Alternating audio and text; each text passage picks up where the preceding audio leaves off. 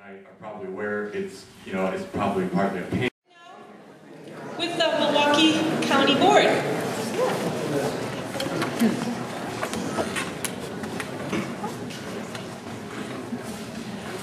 On the ballot for Milwaukee County Board District 4, we have Incumbent Supervisor Marina Dimitrijevic. Marina? I was worried about the last name. Didn't think about the first name, sorry. And Buresh. We will begin with the 4 debate topics on issues. 1 question was submitted by each candidate. 2 were composed by the Bayview Compass. And the 4 topics, as we did in the last forum, the 4 topics will be followed by questions from the audience. And in this segment, each candidate will have 3 minutes to answer the questions and 2 minutes for rebuttal. And as I did in the last forum, I will allow some more back and forth when it's needed because the audience certainly wants to be informed. Also, I did get a comment that the audience, there was a complaint about too much clapping, so if we could refrain from that and the back talk, I'd appreciate that. Okay, so our first question then, this will be for Marina, and it's Marina's question for Bill. The Bayview is known for a very active and organized neighborhood, which results in high standards for our local elected officials. Please list the neighborhood and community groups you belong to and explain your plan to connect to our active district while on the county board. And the question is, will you be dedicated full-time to being a supervisor and policymaker? And how will you respond? There's about 3 questions here. How will you respond to the diverse needs of your constituents and keep them informed? Did you get all that, Bill? I did get okay. The first one is the community. I'll bring back to this. The first one is what associations do you belong to, and how will you stay active in your district? How will you connect to your constituents? Okay. I've lived here in the district for the last 20 years. I bought my first house here when I was 18. I'm very proud to live here in Bayview. And I live with my partner for the last 13 years on Lion Barger, where we've created a home and worked very hard to clean up our block.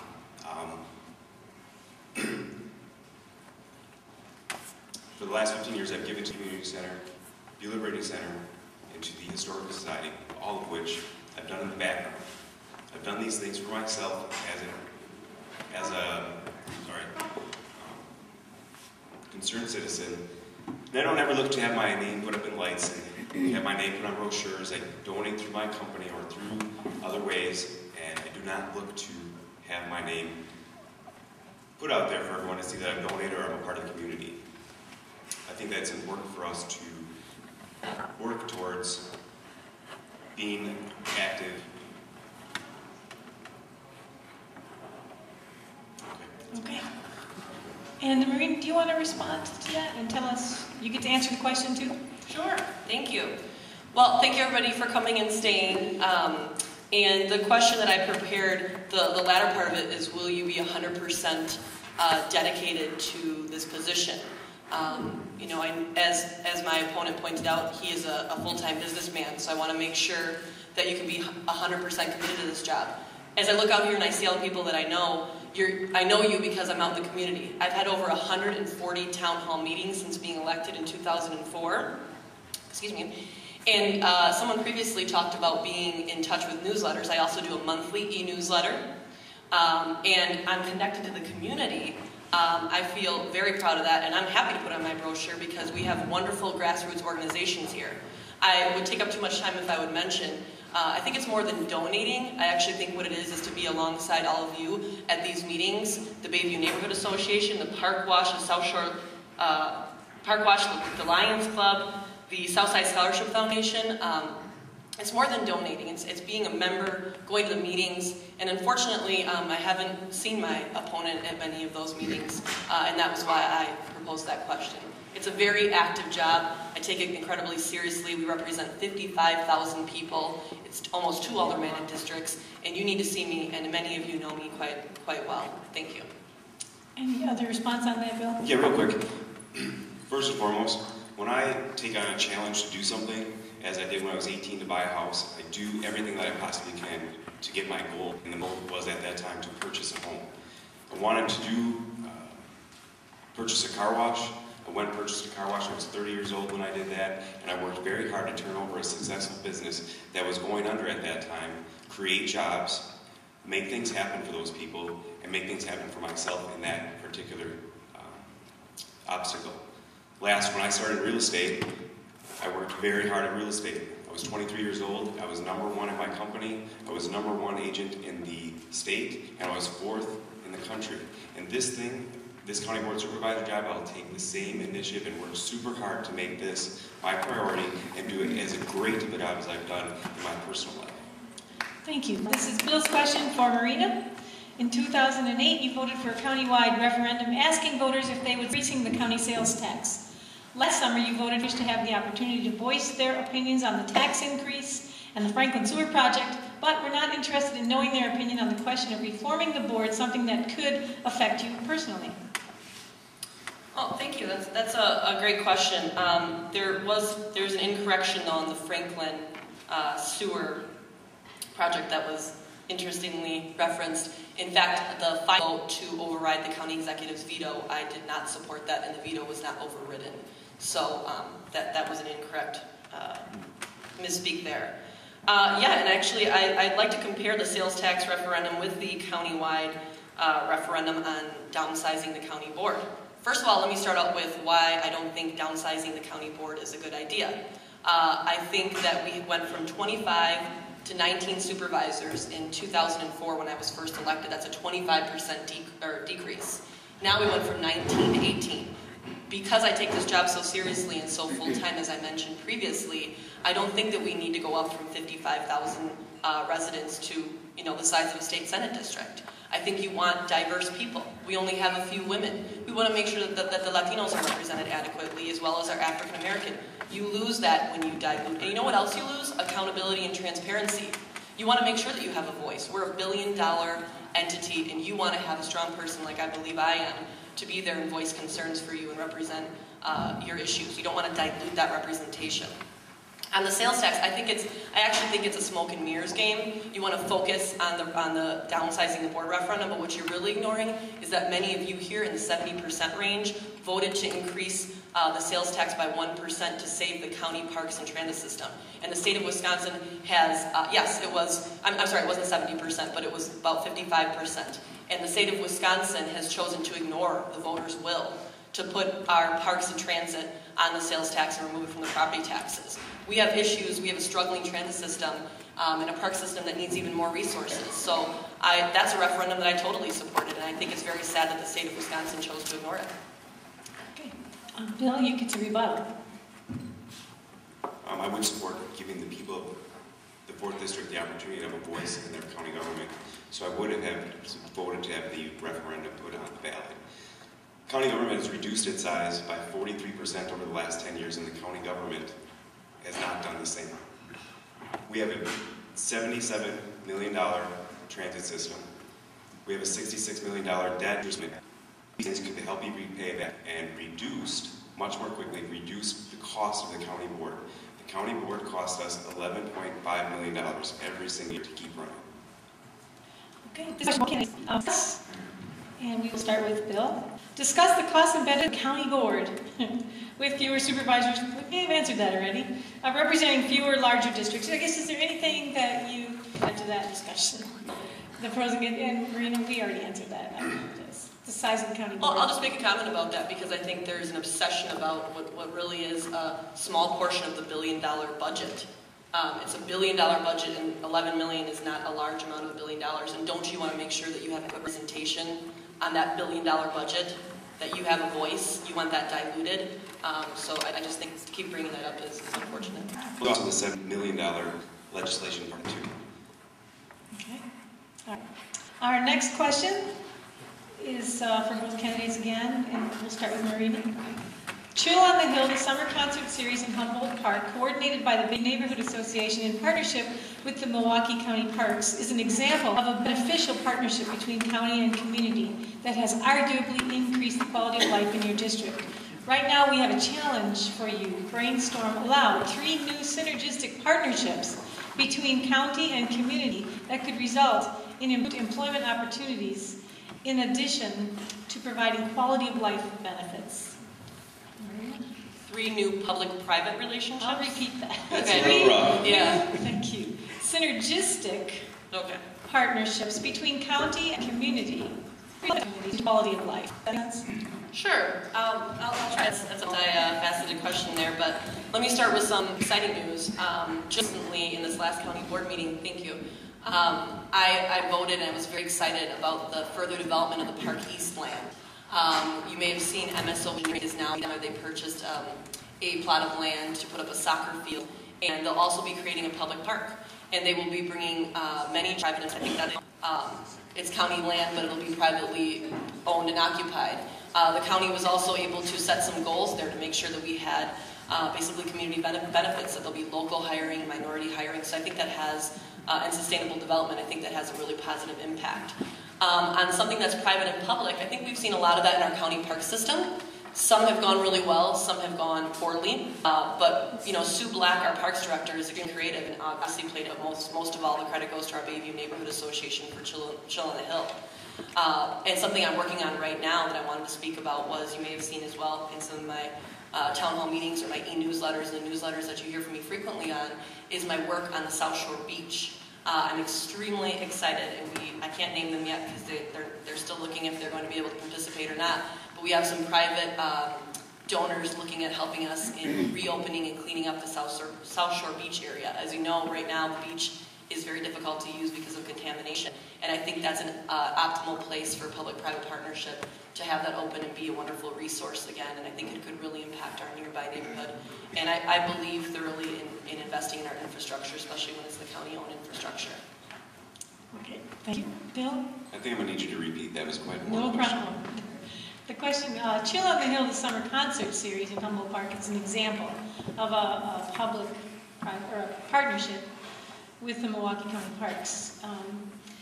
So what they're asking is, brainstorm aloud 3 new synergistic partnerships between county and community that could result in improving employment opportunities and in providing quality of life benefits. Okay.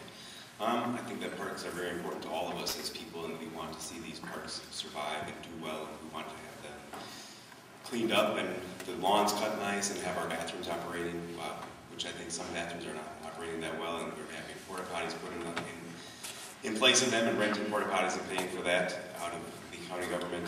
Sue Black, I think, had a great suggestion of partnering with open up some beer gardens in the parks and having those there as a private sector and to create jobs and create revenue for the parks. Our park system is a $77 million budget, and we're paying $66 million in debt. We reduced our debt. We'd have more money for our parks. Okay, thank you.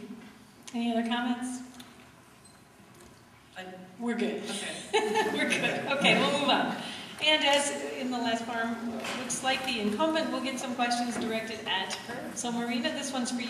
All right. When there is only about 15 hours a week of supervisory duty, it's in parentheses, it's a part-time position, how do you explain missing 10% of the county's meetings? Okay, well, this is another question. Again, I think the reason these questions are being asked is that my opponent has been very clear that in his literature and some of his rhetoric, and it's actually some of the similar rhetoric I'm sure you've seen that when Scott Walker was county executive used. So that's kind of ringing a bell here about downsizing the board. I mean, I'm not sure people are really interested in downsizing our representation. Look what's going on in the state of Wisconsin right now. I think we want a strong voice and a progressive voice, and I've been that. 15 hours a week, that statement is offensive.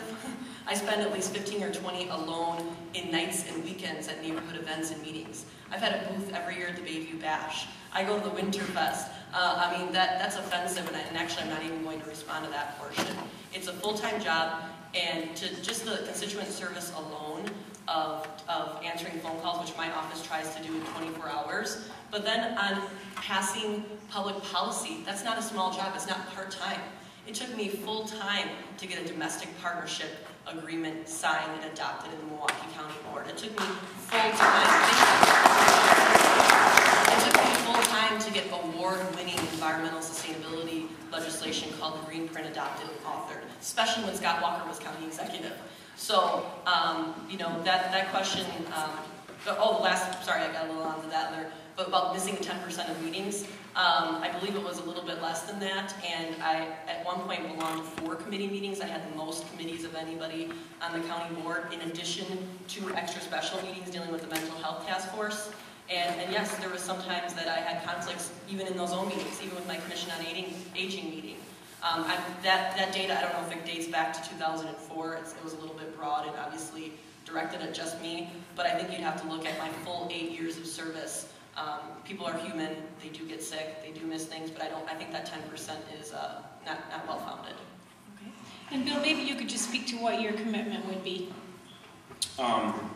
As to attendance, on time. goodness, I think attendance is very important. I think all through high school, I don't think I missed one day being sick. And owning a business, you know, you can't just call up sick, say, sorry, I'm going to close the doors today and get not open. We all have, you know, budgets to run. I own a small business. By closing the doors would not bring money in the door, and in turn, not bringing money in the door, my people wouldn't get paid. I wouldn't be able to order product. And the same thing on county government. You need to live within your means. Okay.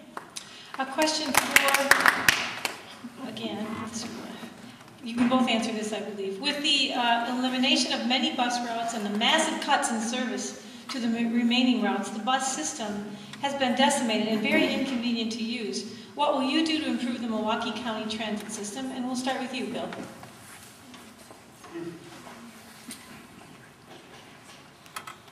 Again, our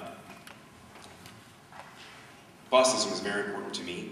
It's very important to my staff that I employ. They utilize that bus from the north side of Milwaukee all the way to the south side, and it's a vital link for them to get to work every single day. My partners use the bus to get to work from our home here in Bayview to downtown Milwaukee and NML for the last 13 years. The bus system has a $177 million budget. $44 million of that comes from the riders. Again, I'm going to go back to our deficit. We're running at $107 million debt repayment and interest. If we reduce that debt, we can restore our buses and our services to our people. Okay, Marina?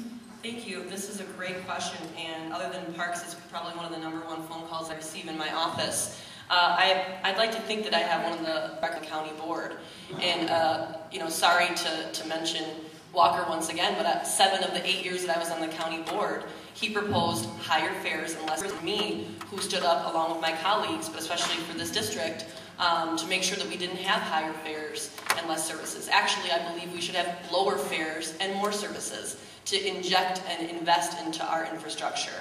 I helped secure the funding for the bike racks on the buses. That has brought new ridership. We brought down federal money. I frequently ride the bus. In fact, I was there last week on unveiling our brand new express routes. This is exciting. Yes, we've had some trials and tribulations, but we've now received federal stimulus money. We've purchased 180 clean diesel buses. You've seen them. They're beautiful, they're clean, they're quiet. And the biggest issue that the public transit system is facing is that it needs dedicated funding. Just like I mentioned earlier, the voters of Milwaukee County asked for a small sales tax increase. Many other cities around the nation have a sales tax. Just look at Chicago, for example, dedicated to their transit systems. They can no longer exist on our property taxes. And that's the problem with parks and transit. Like I said, I think that I have an excellent record. I've been supported by the Transit Drivers Union. And I think I'll leave it at that. Thank you very much. Okay. On to another issue here. We need to get South Shore Park, the beach, specifically to a better quality similar to Bradford. What can you do? And Marina, let's start with you. Well, I think I already spoke about this, but this is something I'm already working on because I've been a long-time member of the South Shore Park Watch as well as the Bayview Neighborhood Association. It's really important to be connected to our community. I know the concerns in South Shore Park, and I also am proud to say that when I first was elected in 2004, I was able to help. It was a project that was started by my predecessor, Supervisor Lori Lutzka, but I was able to help continue the multi-million-dollar funding in South Shore Park and the capital improvement. Look at the wonderful bike trail we have. It looked a lot different earlier on, the shoreline protection, and as well as the break wall. The county also owns a great asset there in the South Shore Yacht Club. We do own that. And actually, speaking of bathrooms, the South Shore Pavilion, under an amendment that I put forward, actually had its bathrooms totally upgraded last year. And the pavilion is looking to be in quite good shape when it comes to its infrastructure in the South Shore. When it comes to the beach, last year in the budget, I'm not just about words, I'm about actions. That's why I mentioned in my campaign proven results. I have a record. I've delivered things to this neighborhood. And I delivered an amendment, an initial startup amendment of $40,000 to investigate cleaning up the contamination in South Shore Beach. And now the next phase is to secure some private funding, move it south of the Texas pumping station, and let it be available for everyone to use and prosper. And I think it will be, if not the same level as Bradford, perhaps even better, because we'll do it in our own Bayview style of way of doing things. Okay, thank you. Bill? The parks are very important to me. We walk down there with our dog all summer long. With that said, again, it comes back to budgeting, living within our tax dollars. Each one of us has friends or neighbors or someone that has had some type of financial crisis over the last few years and had to live with a little bit less, and county government needs to do the same. They need to live within their budget and within their means. With doing that, reducing our debt, we would have a better park system. Okay, parks are a hot question, and I'm not going to be redundant, but just so you know, there's even another question here about parks that the public wants to know. Really, what are you going to do to promote and maintain the quality of our parks and pools in these tough times? So I know you've both spoken somewhat to the need to do that. Is there anything more specific you can tell us that you would do to get there? And we'll start with Bill. Great. I think working together with the county executive, Chris Agley, is the first place to start. Second, Sue Black has a great idea, again, going back to her beer gardens and creating jobs and money for the parks. Renting that spaces out would be a great place to start with creating money. And last, again, I'm going to go back to reducing our debt. Once we reduce this large debt that we have, we can restore services to the public and make these parks a better place and a better place for people here in Milwaukee. Anything you would add, Marina? Could you repeat the question, please? Sure. We're losing some of the answers here.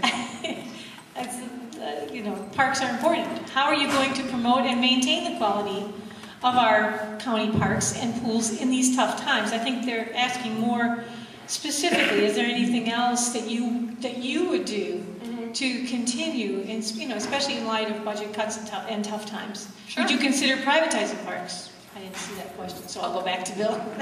Do you want him to answer the last part? No, you go ahead. Okay. Go back. No, I'm absolutely against the privatization of parks, and that's why I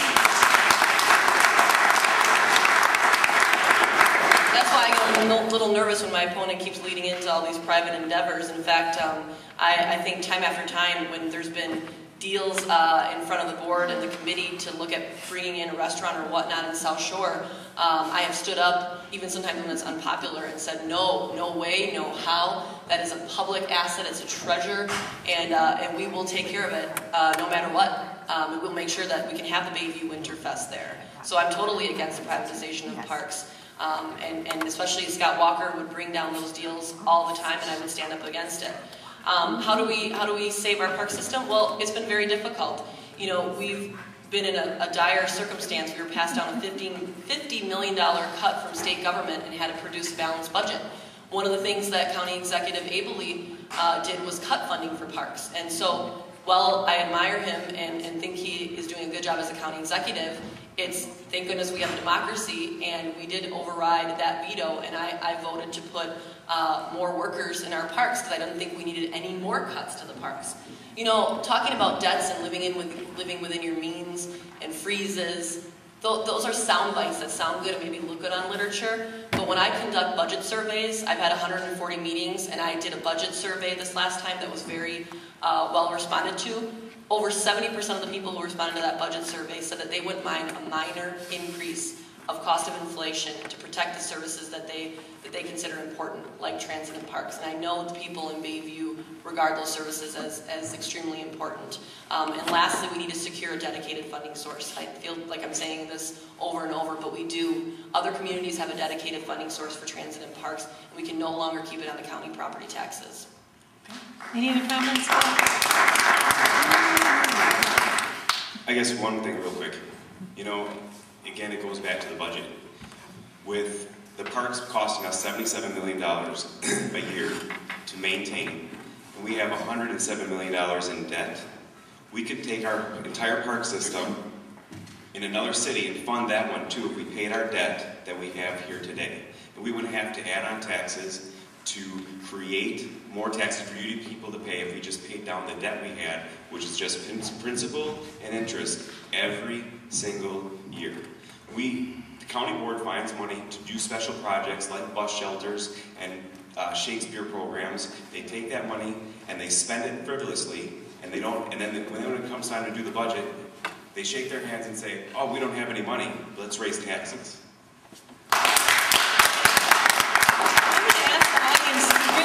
Hold down the clapping because we can't get to questions if I have to keep waiting. And I did get a valid criticism from the audience saying, please hold your applause till the very end. I'd appreciate that. I'm going to keep on the parks theme though because there's more questions. One is, what would you do to get, what would it take to get community composting in county parks? Do you support that? And the other one was, how do you bring recycling to county parks? And that might be two different questions if you're talking there aren't recycle bins and that kind of thing. So, let's see, it would be, I think, Marina's time to start. Yes. Well, being the author of the award-winning green print legislation, obviously recycling is incredibly important to me. Again, this is more than sound bites that you may hear on a good or bad day when you're listening to talk radio. These are real things that I have delivered to our community. Also, I'll note that to produce a major piece of legislation like the green print that encompasses a $1 billion entity where we serve 1 million people and have over 500 buildings, it takes full-time dedication to do something like that. And I'll let you know as well, the county board, when we did pass the green print, which is environmental and sustainability legislation, it was passed unanimously. Again, a large amount of work to get a unanimous decision on something.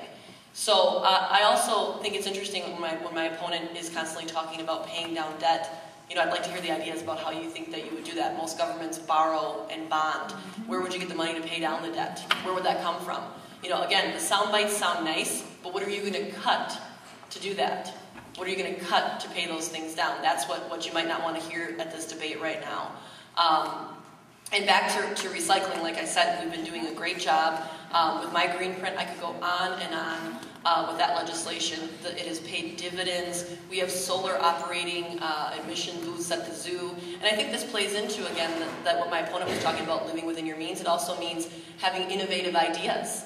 These are ways that we're actually saving now. We've done $10 million of investment in our county infrastructure and performance energy contracting, which is how you borrow money and then you do the energy efficient projects. And now we have $1 million alone just in the courthouse saving on energy and using the high efficiency retrofitting throughout Milwaukee County. So when we do something even relatively small, because it's such a large entity, over 500 buildings like I mentioned, we make a great difference. And the recycling is going on. When I got elected, it wasn't exactly what I thought it should be, which is what actually inspired me to do this legislation. And now we have some parts of county government that is actually even creating revenue in the unique ways that we're recycling. Okay. Bill? And that was recycling in the parks. In the parks, recycling and then composting. What would you do to support that, or how could we bring that to our parks? Okay. You know what? Composting is great. For us people that live in Bayview, we like our green little projects and saving on garbage and doing recycling. With recycling in the parks, I think that, again, we go back to the budget, and if there's not money there to do something, you can't afford to do it. You have to live within your means, and once you pay down that debt, we'll have more money to do special projects like that. That's not a special project, that's actually a law that you need to recycle. So. In the parks. Well, if it's a law, then you're on the Parks Committee. Why isn't that done? It's not, I don't know, I don't think people here consider recycling to be optional, so I just need to clear the record. I think it's extremely important. And we are recycling in the parks. Bringing it back to that. This was about bringing recycling, and maybe the other question was composting to the parks. Now, you've both responded to that question, so obviously some good environmental questions. Along that line, though, you had mentioned, Marina, that it is easy to say we have to reduce the county's deficits. So this question is, what steps would you take to reduce the county's deficits? And we'll start with Bill. Great. I would start with not doing little special projects that cost us money all year long. The board seems to find a way to find money to do these little projects all year long, like buying maybe a $750,000 structure, a piece in front of the courthouse, or $50,000 for a bus shelter, or anything that they could possibly create, $65,000 for Shakespeare, anything that they have extra money on, they find it, they use it. All of that money can be used to pay down our debt. Stop with the special projects, pay down the debt, and we'll restore services. Marina? I don't think that $50,000 for a public art investment would solve the major fiscal challenges facing Milwaukee County. When it comes to Shakespeare, I totally support that out-of-box, innovative piece that we were unable to override the other day at the county hearing. That was spending $60,000 on alternatives for youth incarceration. And I don't think I need to go into this for this audience, but if you could just save one youth from being incarcerated, it would save much more money than that. Those are, again, small sound bites that you normally hear on talk radio with Mark Belling and Charlie Sykes that does not solve the county's major fiscal crisis. A huge part of the county's major fiscal crisis is actually our relationship with the state of Wisconsin. We have many and underfunded mandates from the state of Wisconsin. One that we're dealing with right now is for our services for our seniors, our mental health services. We're hoping that the cap can be lifted on family care so that seniors can be served adequately. These are main function of Milwaukee County government. Also, I think we do need to have innovative ideas. The green print is really saving money. It really is. I also proposed an employee wellness program that would have really reduced our healthcare costs. Those are the kind of ideas that I've put out there, but I think what we need to do is to continue working with the county executive and other levels of government. There's also, when I speak of other levels of government, partnerships. I think there's a lot of room for buying our healthcare insurance with the city of Milwaukee or Milwaukee Public Schools. That's one of our largest pieces of our operating budget. So when you constantly refer to these extremely small little projects, that averts the major idea that we need to have an in-depth conversation about. Those are just small sound bites. Thank you. Along that same line, there is, you did both answer, right? Yeah. Yes. Okay. Along that same line, this question is about the mental health. How can you creatively convince state leaders to provide the funding level you feel is appropriate to meet the mental health support needs that Milwaukee County is responsible to deliver? And please provide one specific example, and this one will go to Marina first. One specific example of how you would creatively convince the state leaders to provide funding levels that you feel are appropriate to meet the mental health needs, support needs in Milwaukee County. Well, this is an item that is near and dear to my heart. I served for a while as vice chairman of the Health and Human Needs Committee, and also I authored the legislation that was revolved around more community services for mental health, as well as looking at downsizing and creating a new modern and safe facility on our county grounds. And all of those are moving forward, and I worked pretty diligently on that task force. I also voted in this last budget, this 2012 budget. I agreed with County Executive Abley. I was very happy to see that he invested $3 million, and the board agreed to have more of our services provided within the community. That way it deters the institutionalization of those suffering from mental illness. This is part of Milwaukee County's core mission. I know that we do talk a lot about parks and transit, and that's extremely important. But taking care of those who need us the most, our most vulnerable people in society, is a really important mission of Milwaukee County. And I'd like to mention as well, again, going back to my record and results, coming to paratransit fairs, which is our the white buses that you see for those with disabilities. I authored an amendment to decrease the increase on the fares of those with disabilities, and I think that's important as well. Bill, what would you do to creatively convince state leaders to provide more resources? I think it's good to collaborate together with all levels of county government, especially Chris Abley, and lobby them. Speaking of Chris Abley, here's a question from the audience. From a policy standpoint, what is your opinion of County Executive Chris Abley? You know, provide maybe some points of agreement and some points of disagreement. And I believe we started with Marina last time, so we'll start with Bill. Great. I think that County Executive Chris Abley is doing an incredible job, and the county board, I think they need to work together with him, and it doesn't seem like that's happening at their level. With that said, he's doing a great job. Are there any points that you'd like to specifically share of where you agree or disagree? Well, it sounds like you agree. Do you have some specifics? I think passing a balanced budget to the board it would be the first and foremost thing that I would definitely agree with him on. Okay. Marina? Okay. Well, on this last, we've only had 1 year with Chris Abley so far, and the most obvious thing that we partnered on was he and I had a very close partnership on the domestic partnership ordinance that was passed. I had actually sponsored it previously, and County Executive Walker vetoed it. So one of the things that Chris Abley and I spoke of, as you may know, I did endorse him pre-primary, so I am an ally of his. And I do have a record of supporting him. And one of the things that we spoke of was that we would work together on this domestic partnership piece of legislation, and we did a wonderful job together. There's plenty of things. You know, people always want to focus on the 1 or 2 or 3 things in a $1 billion budget that you may not agree on.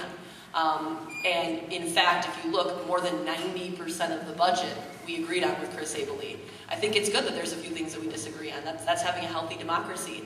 I disagreed with his cuts to totally eliminate the funding for our paramedics, our countywide paramedic system. I'm sorry, I thought he was incorrect there, and we overrode that veto. I thought his cuts went way too deep in the Sheriff's Department. Many of them I supported. There was $15 million of cuts, but we did not support $4 million. We overrode that veto. I think public safety is a major concern.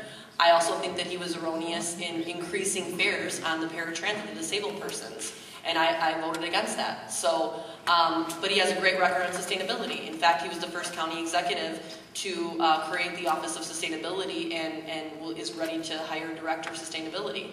So these are important things that matter. And I think, you know, I've been working with his staff and talking to them almost once a week. And he is doing a wonderful job of communication, but I don't think you want a county board and county executive that agree 100% of the time, because I'm sure, just like you here, when I represent you on the board, there's things that you don't agree with the county executive, and you want me to be that voice of a check and balance. I think it's important. I also was a little bit disappointed to see that the way that he was treating some of our workers. You know, there was a major increase to health care, and it was a 125% increase. He vetoed my employee wellness plan. So you're not always going to see eye to eye on everything. And I, for one, have a lot of major support along the list of labor unions that I'm completely proud of. I have the police, the firefighters, the teachers, the nurses, and I think at this time in this environment, I want it to be said here, I'm extremely proud to have that support, because collective bargaining, I believe, is an important right, and you have someone here as a county supervisor that believes that and has stood up for the working people in Milwaukee County. Okay, and next question. And it'll be for Marina. The guaranteed energy savings contracts adopted under Milwaukee County's Green Print have begun to demonstrate the avoidance of at least hundreds of thousands of energy costs.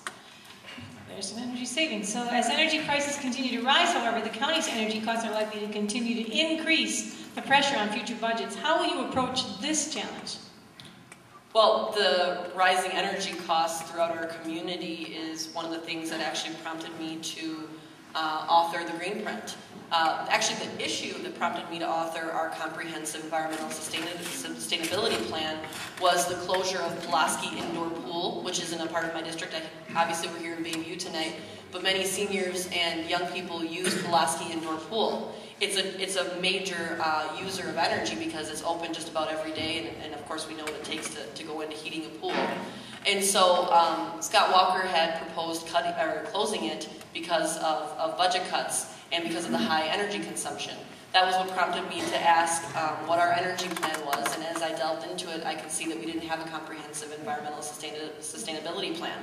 I'm happy to note now that with the Green Print, I'll just name a few things off. We've bought Ford Fusion fleet for our parks. We have a green roof at our Milwaukee County Public Museum. Our airport is one of the most efficient with over 500 new light fixtures. We have brought down over $700,000 in federal stimulus grants that we wouldn't have been able to obtain if we didn't have a green print. And more specifically on energy, we have invested over $10 million in infrastructure upgrades and retrofitting Milwaukee County's infrastructure, our buildings. Like I said earlier, we have over 500 buildings. You are correct that previously we were not tackling that because we've had short vision, sometimes more conservative leadership that has been unwilling to invest in our infrastructure. It pays off. The $10 million in the retrofitting has also come with local job creation, stimulation of the local economy through these private and public partnerships, and really some cutting-edge technology. In fact, in the Wilson Park Senior Center, we now have a solar hot water heater, which you may not have seen in Milwaukee County before had we not had these types of performance contracting. And actually taking a page out of the business book, this is what business has been doing successfully for a long time, and I'm happy to be doing it here in Milwaukee County. Okay, Bill? Go ahead and repeat it, it was a long name. Sorry. The guaranteed energy savings contracts adopted under Milwaukee County's Green Print are demonstrating the avoidance of hundreds of thousands in energy costs, saving money. So as energy prices continue to rise, however, the county's energy costs are likely to continue to increase the pressure on future budgets. So how would you approach this challenge? We have the green print, it's saving money, but what else could you do? Through my own business and having had to survive some cost increases there with electricity and water and lighting, I think that through a program where we went to the county employees and asked them where we could save money and implemented some type of incentives, to have them come to us and tell us, you know what, these park lights are on in a building that is not open but 8 hours a day, the lights are on all night. Somebody at Holler Park that is a neighbor of Holler Park went to the county and said, hey, you know, these lights are on all the time. They're open 24 hours a day, or sorry, the lights are on 24 hours a day, but there's nobody there. I would start by instituting some type of program that would motivate the county workers to come to us and let us know how we can save money, because I'm sure that all of that. Okay. We have just a couple more questions left here. So this one is about, what are your views on metropolitan merging? And in parentheses it says suburban services consolidation. And we'll start with Bill. Suburban services, you mean more like consolidation of suburban services, metropolitan so more like merging. duplicity of services, stuff like that. Pardon? It's more like duplicity of services. What could you do to merge? Are there some duplications you're seeing? What would you do? Do you think it's a good idea or not? What are your views on that? I mean, definitely when we have duplicity of services, it's kind of wasteful spending. You know, you have counties doing something, the cities are doing something, and they kind of overlap. With that overlapping that's going on, there should be something that's brought to county government where these things are maybe brought all into one house, housed in one place, managed in one place, and then with that you'd have money savings. Do you see some specific areas in your campaigning that you would recommend doing that with? Not this year, but snow plowing. Snow plowing, okay. Marina. This is an interesting question, and it has come up. Milwaukee County in general, or actually the state of Wisconsin is known for wanting representation at every level. I mean, if you look at it, we have the school board, we have, in an indirect way, the MMSD, City of Milwaukee, of course, Milwaukee County. I don't know that, I think duplicity is an interesting word, but what I spoke about earlier in some of my comments is there's such a ripe opportunity for partnerships. Like I said earlier, the fact that all those levels of governments that I just mentioned are all buying and providing health care for their employees, it would make sense, and I think it would be a wise business move to try to pool together and use our buying power to provide high quality care at a lower price, especially to the taxpayers. That's something that many other governments are doing around the country. I think as well, in some of the fire and police in the suburban communities, there's a way that we can work together, and we actually got a little bit of a glimpse of that when we were looking to restore the funding to our countywide statewide paramedic program. You know, other ideas that I've thought about and that I think I'm willing to put forward is, for example, Milwaukee Public Schools has plenty of parkland. You know, right by my house there's Lewis Field. I think along the same lines is there some way for partnerships that with the park employees in Milwaukee County and as well as the school employees, could we work together to preserve some of those precious resources and try to partner on maintaining that parkland? Those are just a few ideas that I have. And especially on the sustainability measures, I think too, you know, for at each level doing recycling and these performance energy contracts, again, it just increases the buying power. I mean, either way, however you look at it, we're still clients in the market. And when we pool together, we'll be able to pass those price reductions down to the taxpayer. Okay. Did you have another comment there? You're good. Okay, this question is kind of a good, just about wrap it up question. There are two questions. Why is there a county board? Why can't the city handle police and, you know, can they cover rather than the county? And, or, you know, maybe what is the purpose of county government? And I think it's Marina's time to go first. What's the purpose of the county government and, you know, why do we have one? Well, I think that you're brushing upon something that I've been trying to work on since I was elected in 2004, is that unfortunately with so many levels of government, it happens every once in a while when I'm knocking door to door, that people perhaps don't understand exactly what county government does, or maybe don't know their county supervisor. I think, luckily in my district, a lot of people know who I am, and I've done, especially in being connected to the community with the newsletters, the e-newsletters, the 140 town hall meetings that I've had, and the constant outreach, I've been trying to raise the profile and get the message out there.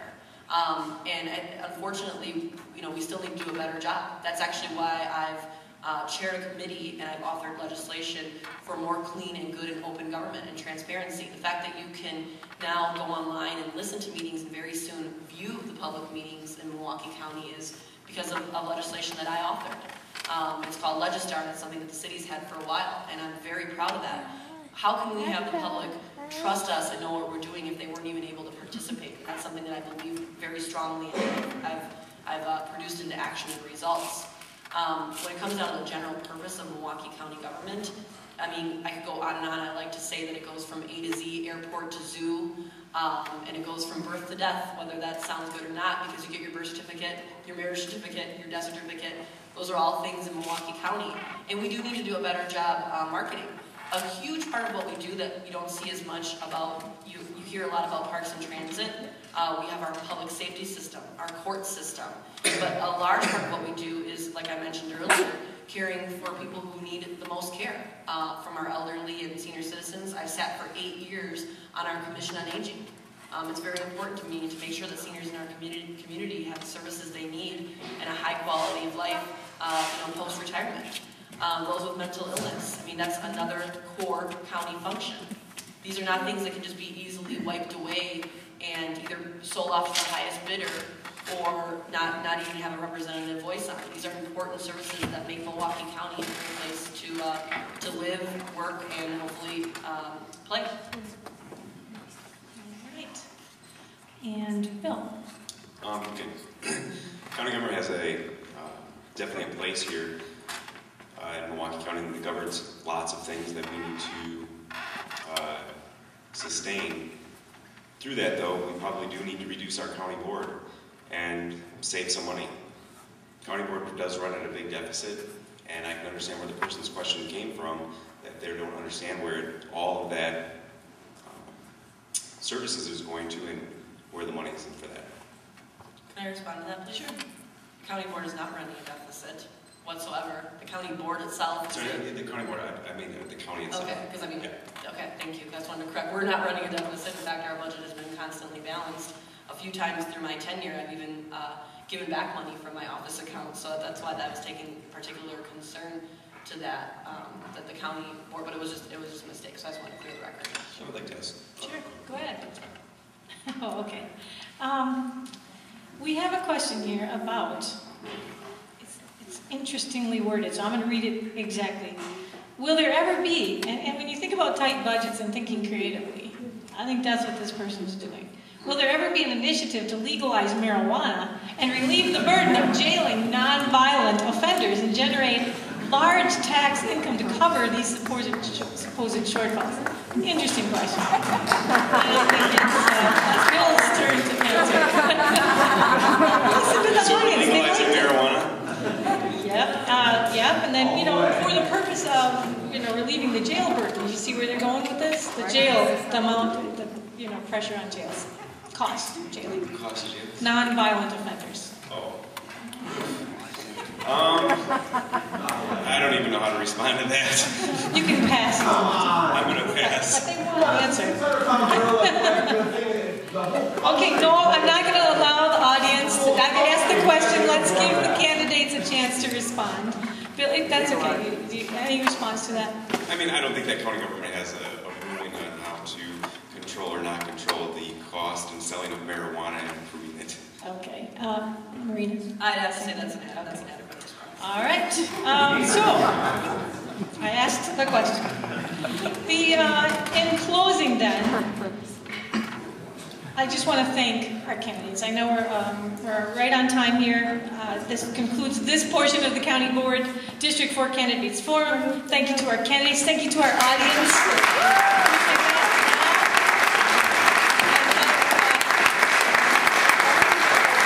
And next up on the hot seat, we have Supervisor Jeff Haas from District 4. Come on up, Jeff. I'm sorry, Jason Haas. What did I say?